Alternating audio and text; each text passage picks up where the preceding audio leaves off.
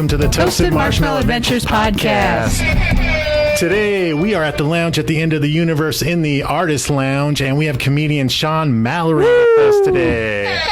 Thank you so much. Thank you so much for coming up and being on the podcast with us. So this is cool. Last minute, and we appreciate it a lot. Definitely. Yeah, we had a couple cancellations. So thank you so much. We're grateful. You mean cancellation and like the new social trendy aspect? Career ended. Not that kind of canceling. Dang, No. do you want to talk about that? I wouldn't expect that from Idaho, to be honest. Right. If I had to stereotype whatsoever, I feel like you good people would be like, yeah, that content's good with me.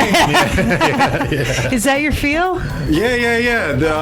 Not too much softness, which I like. Oh, nice. Yeah. Okay. So I feel like we got a lot of Karens out here. Oh, yeah? I haven't been here long enough. Okay. Oh, you know what it is? Maybe it's some of the transplants. Maybe. Could be, yeah. I just recently found out that there's a beef with people from California. Yeah. Yes, there is. People actually put things on their car about like go back home or we're full. Yeah. As we were driving in, there was somebody with a "we're full" on the back there. Yeah. It's just that, I moved here in '93 and it's exploded. Yeah, it used to be just like 2 lanes. It wasn't crazy. Well, if you're in New York, this isn't crazy busy, but to us, this is busy. Is that where you're from? Yes. Okay. Born and raised there. Yeah.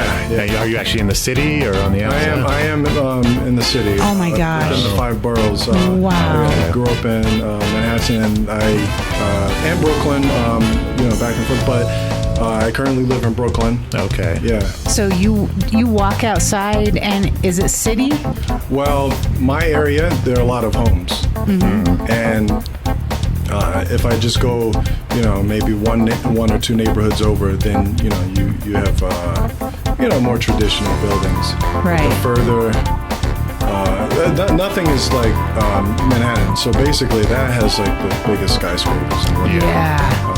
So a lot of people, when they hear New York, they automatically just envision that. But you do have more like relaxed landscape. Oh, okay.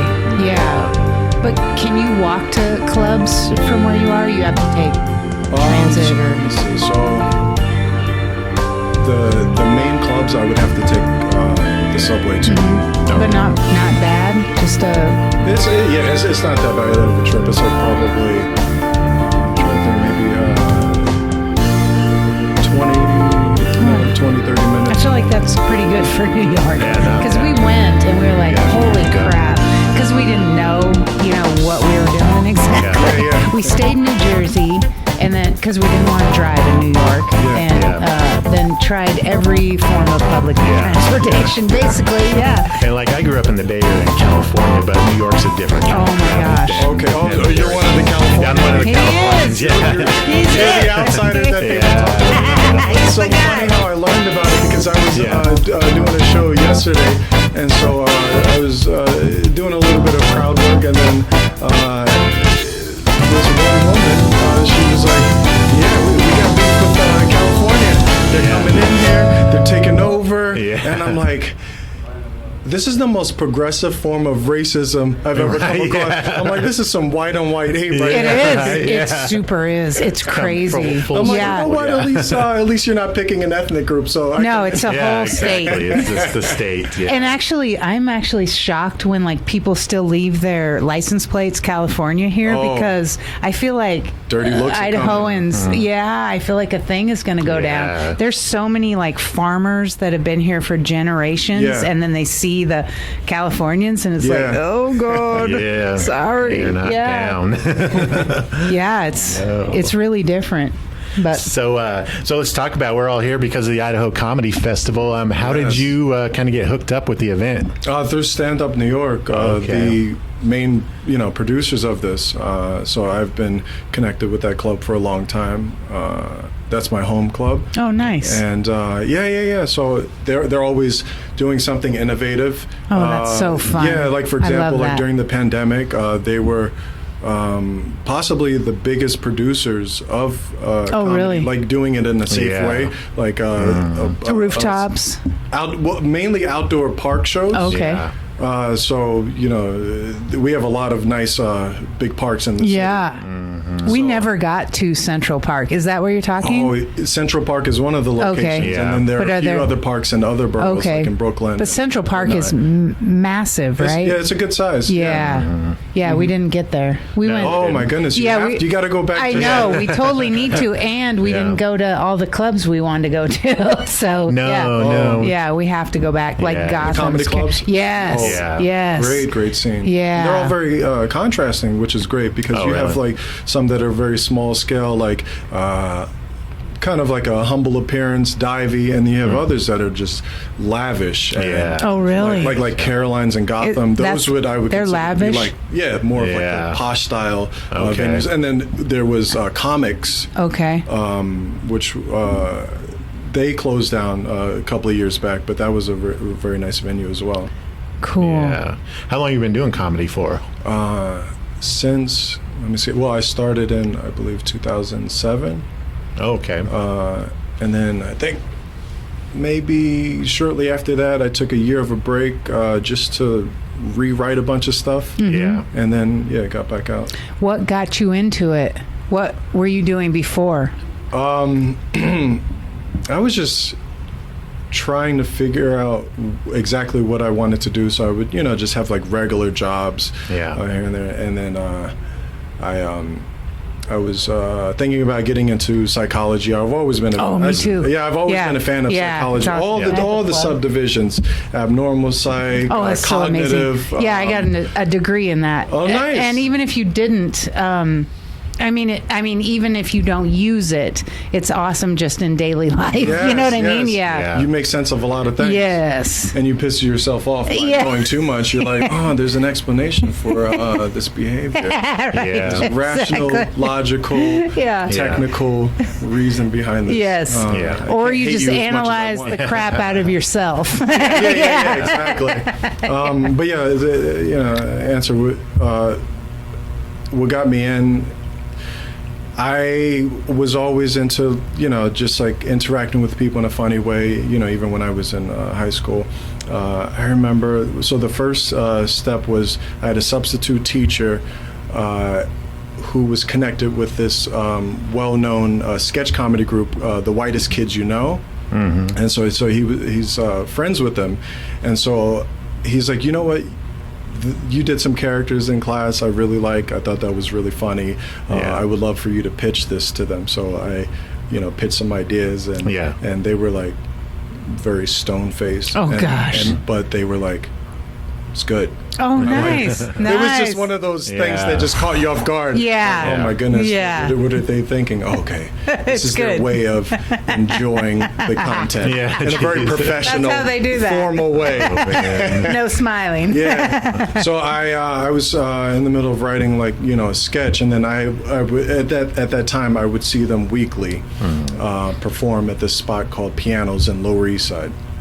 And I saw an amateur comic open up for them. They did sketch, but I saw an amateur stand-up comic open up for them, and he was nervous, and his material wasn't that great, but he had some unique concepts and premises. And that inspired me because it showed me how accessible stand-up was. I'm like, okay, it's not like the people that you see on TV who are just crushing it. Yeah. There are, levels to it. Of course. I mean, that's an obvious thing, but you as a spectator, you might not always realize that until you see it firsthand. Yeah. And so I started writing stand-up bits, and then a couple of years later, I ran into a buddy of mine who did stand-up, and he really pushed me and got me going, and he eventually produced a show and got me my first gig. And then I was working with Stand Up New York at the time. This was got connected with Stand Up New York like maybe I would say around like 2007. 2000, Do you have to get past? Yeah. Okay. So generally you have to get past like to do like the standard professional shows. But then all comedy clubs have like produced shows as well, where they'll have an outside person organize, a night there. It might be like on a tougher time slot, like let's say a late show or early. Exactly, or a day that's not so hot for standard ticket sales. So that's all the main comedy clubs. Most of them will do that. So do you have a day job? Aside from doing stand up, I have an Etsy shop. Oh. Yeah. Oh, That's not a day job. That's a cool job. It's it's pretty. What do you sell? Cufflinks. Oh, really? really? You make them, or? Yeah, so I like basically use different charms and let's say keychains or pins or anything that's already like a symbol of some sort, and then I just do the labor, the grinding and filing, and then use a cufflink blanks, and then attach them in. Oh, cool. Yeah. How's that going? It's cool. Our I've neighbor. been doing it for like a couple of years now. Yeah. Like at least. You're making 3 or money, 4 right? years. Yeah. Yeah, our neighbor makes money on Etsy. Yeah. It's crazy. Yeah, Just as long as you have something that's somewhat appealing, Yeah. marketable, original. Yeah. People like it. That's nice. What's your Etsy shop name? It's called Alt Links, ALTLINX. Cool. Okay, we'll have to look that up. Yeah. Nice. So what made you choose cufflinks? I actually so I used to go out clubbing a lot, and I was into dress shirts at the time, so I would get some stuff from like Express, Banana Republic, and so some of them were casual but French cuffs, and I just needed more, and I came across different charms, and I was like, what, that would make a really cool cufflink, and so I was like, I need a bigger. I need more cufflinks. I need more. Why not go at it? Yeah. Really. You found a niche. Yeah. That's cool. That's what it's all about. Yeah. So have you ever been to Idaho? I have not. First time. Shockingly. Yeah, what As do a you New think of the Yorker. place? Exactly. We're Always finding our vacationing way here. Yeah. But Most people don't know where this is. No. It's like oh Idaho, my goodness! Iowa, People think it's Iowa. Idaho. Yeah. I Ohio. mean Idaho. This is Iowa. Yeah. Iowa. Exactly. They think it's Ohio. Yeah. Yeah, mix it all up, kind of like how we do as Americans with Sweden, Exactly. Switzerland. Exactly. Yeah. So did you jump on board, or you're like, I don't know, Idaho? Oh no, it's cool. Really? I initially wanted to check it out, explore it. I thought, like, this is a very contrasting place. Oh, for sure. Is in a good way. Yeah. So I like being able to just like get out there and it's different. Experience like a whole different lifestyle. Yeah. Interact with people that are completely different, and that's always refreshing to me. Yeah. So I mean, I'm a big fan of just being in a place that's just standard middle America. Normal. Or like quote unquote normal. Well, this is the most American place I've ever been. Really? Are you Dead serious? serious. What do you Dead mean by serious. that? I mean, like, It's I've been to different parts of the big cities in California, Philadelphia. Yeah. Within the Midwest, St. Louis, which is a big city. right. Yeah. So I haven't been to any place that's as like low key and humble, which is. What did you think though when you flew into the airport?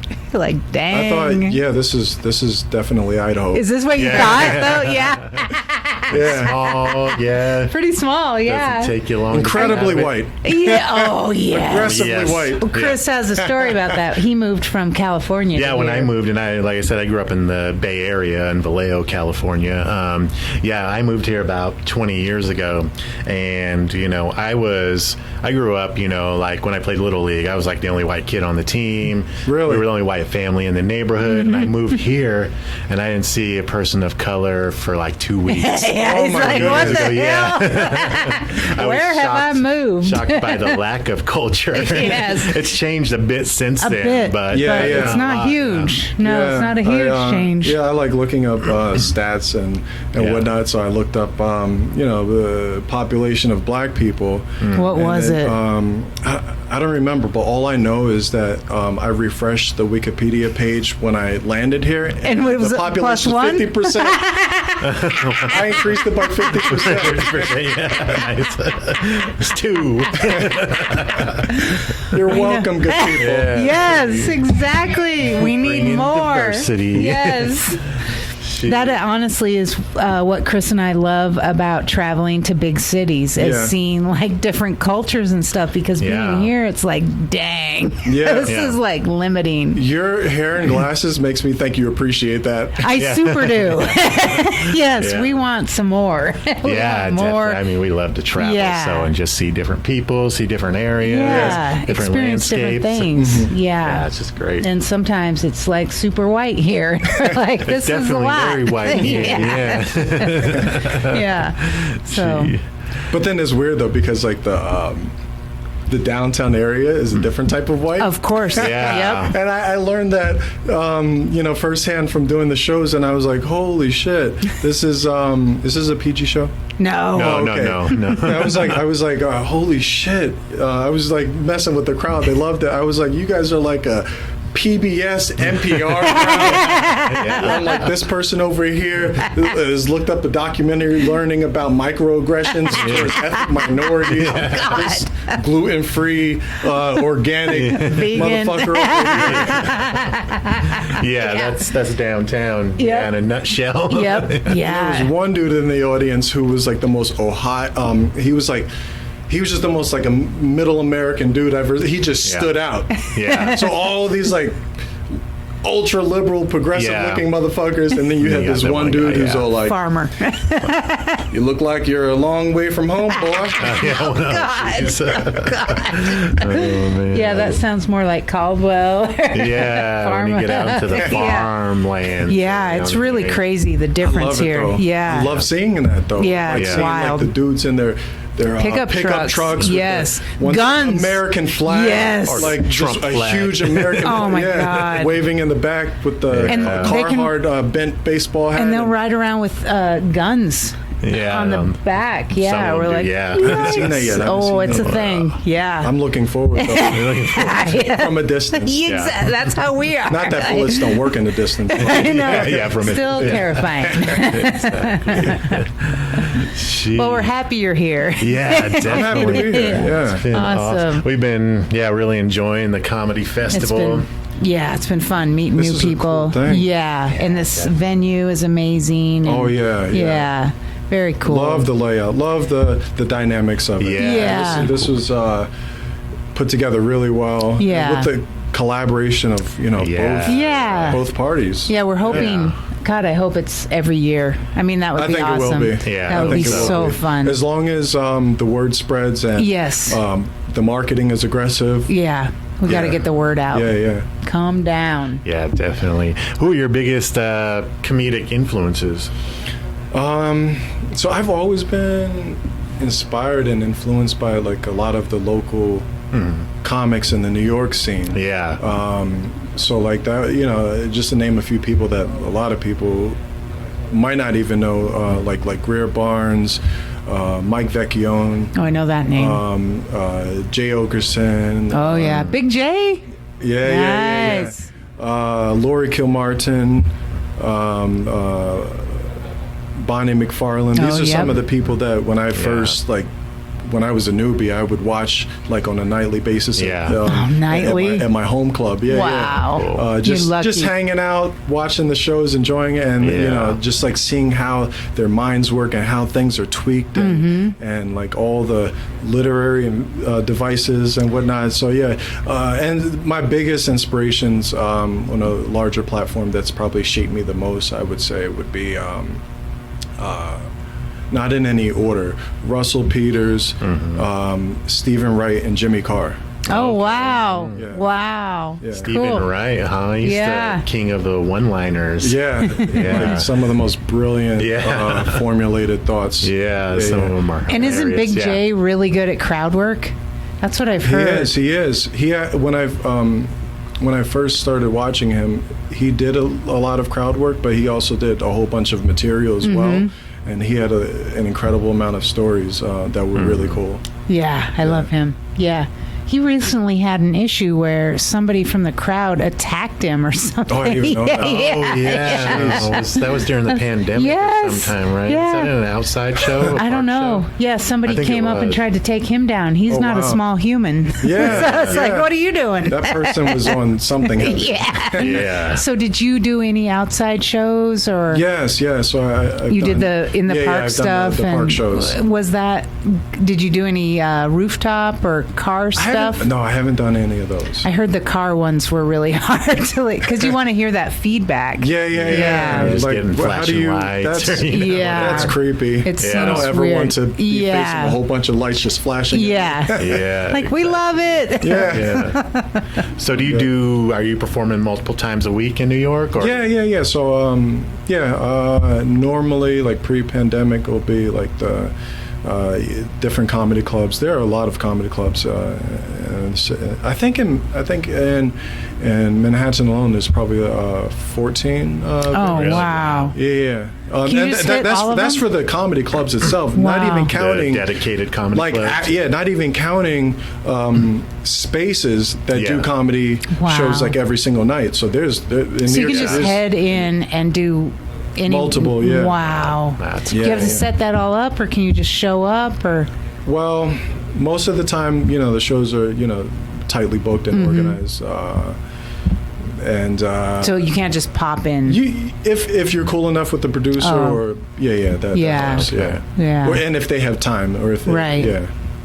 Things are opening in New York. Yeah, so fortunately, things recently opened up again Oh, nice. for venues. And comedy clubs were some of the last to actually get like a green light. Yeah. Whereas restaurants, I know. they had at one point, let's say 30% capacity. Whereas comedy clubs still couldn't do anything, Wow. which is really messed up. So Yeah. it's like, if you have food in front of you and there's no performer there, It's then okay. that affects whether you get COVID or not. Yeah. Yeah. Exactly. Well, you sit down, take off the mask, and the COVID goes away. Right. I know. That's the ultimate vaccine, I guess. So you married, have kids or anything like that? Married, no kids. Married, no kids. Okay, cool. Pew pew pew pew. Just for us. You plan to have kids? Not sure. My wife and I are observing people with kids and without kids, and being like, okay, Doing the how's this who's working for you? happier How's test? it working for you? Okay. Right. Yeah, definitely. But at the same time, you have to factor in other things, like some of the asshole kids are a product of terrible parenting. Yep. Not just reckless parenting, but then also very relaxed parenting. Yes. So you can't be too strict, but you also can't be too I know, there's a fine line. laid back. Yeah. And so Yes. He's got 2 kids. yeah. Yeah. How are your kids? It's One, not so great. The other one, decent. Yep. It's 50. Wait, the decent one is the second one? Yeah. You learn do's and A don'ts little bit better. previously. Yeah. Like, Learned a little bit. okay. Yeah. I'll try not to Did a fuck you little up. better job the second time around. Yeah, That's cool. that's super true though. Yeah. Yeah, the parenting styles and Yeah. dang. It's like getting the Idaho Comedy Festival done right. Yeah, right. Like, okay.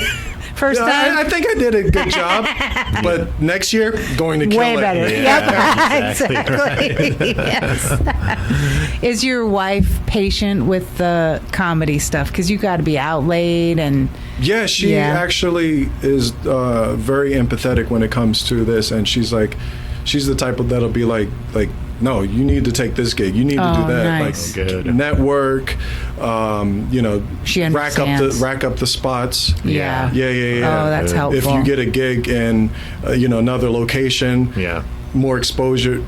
Go for it. Yeah. Good. And she's not a comedian herself? She's not, but she's one of the funniest people I know. Oh, nice. Yeah. Her banter and wit is cruel. Has she ever thought of doing that? She's no, she's not. She would never. Never. Yeah. She doesn't like that type of exposure.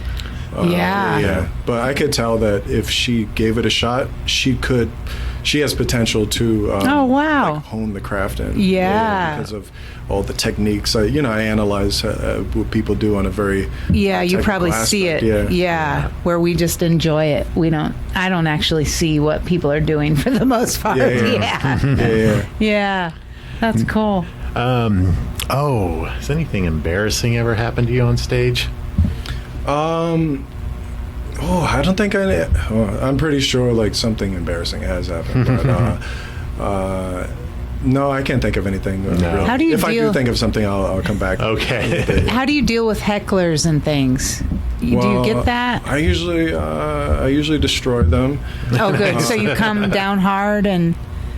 It depends on the type of heckle. If they're saying something nice, I'll be lighthearted about it. And it's all like, I don't know.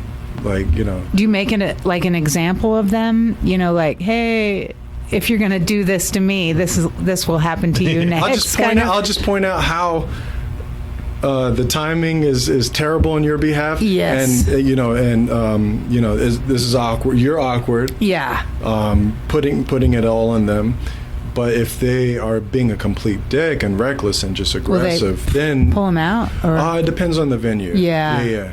But other than that, I'll just go in hard on them. Yeah. And, have you ever felt scared up there? No. So nobody's ever come at you or? No. Yeah, that's good. Yeah.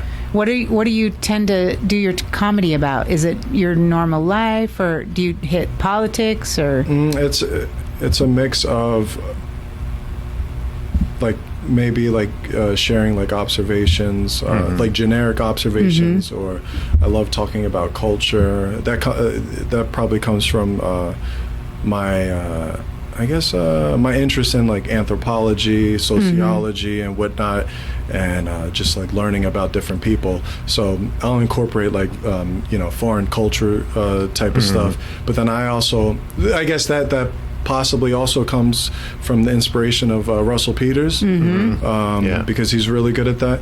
But then I'll also do a lot of wordplay related stuff. Oh, and cool! I love one-liners and all these literary techniques. Yes.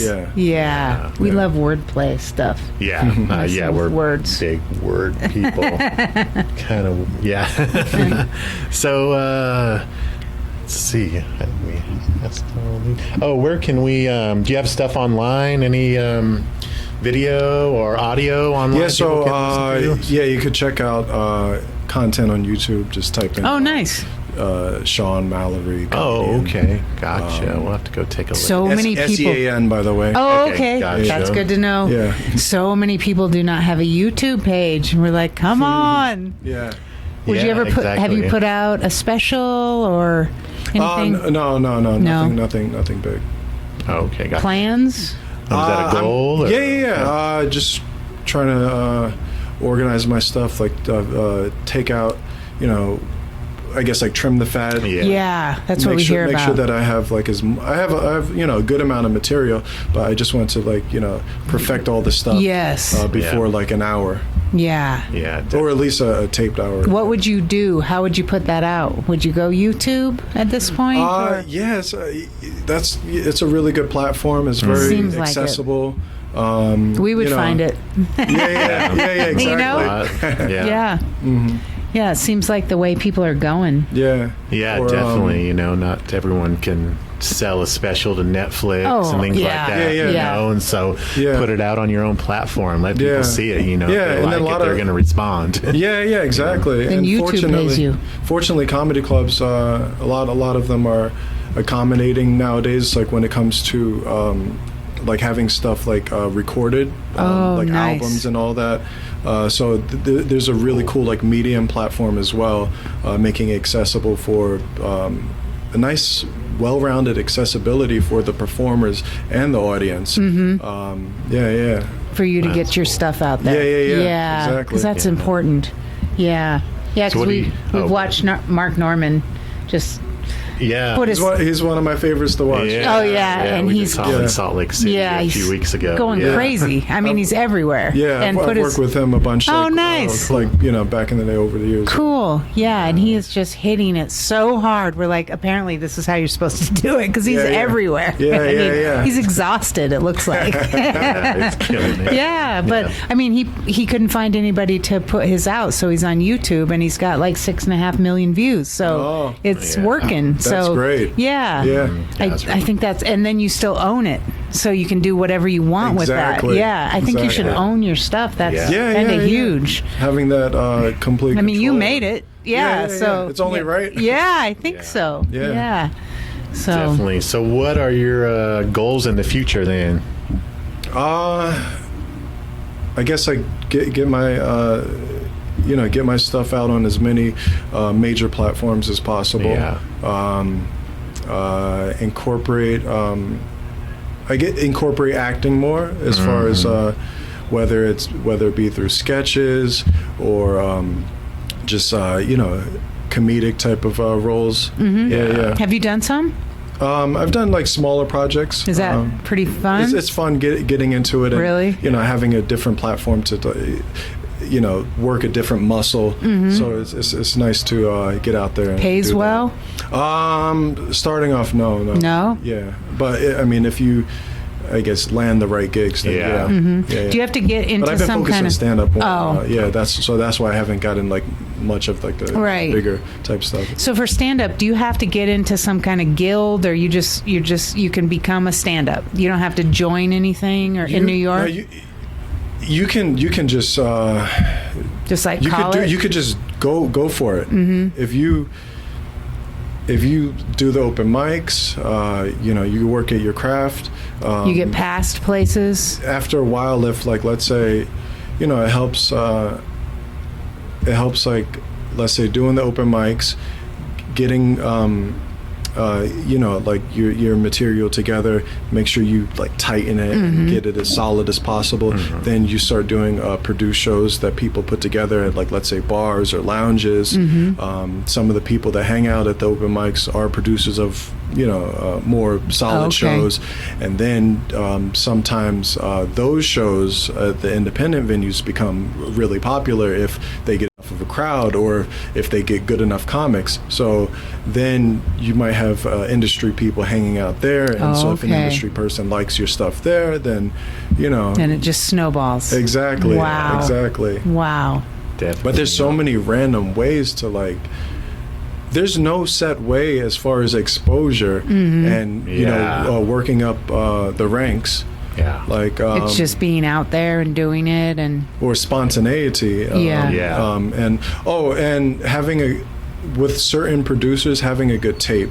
Tape is for those who might not know, that's the term we use for like kind of like your video, your reel. Okay, what you're gonna send stand-up. around, Exactly. or okay. Yeah. So